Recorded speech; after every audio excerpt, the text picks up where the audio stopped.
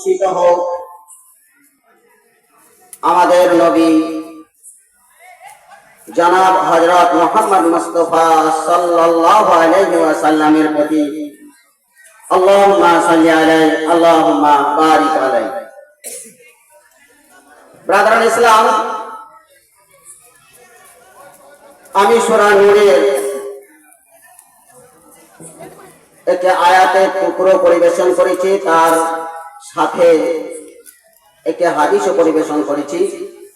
কোরআনের আয়াত এবং হাদিসকে সামনে রেখে আমার মা বোনদের সম্পর্কে দু চারটে কথা আমি বলবো।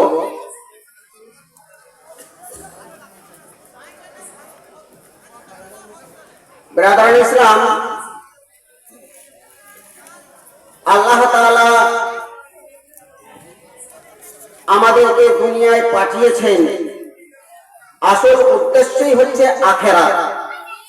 দুনিয়াটা আমাদের আসল উদ্দেশ্য নয়। তাহলে সেই আখিরাত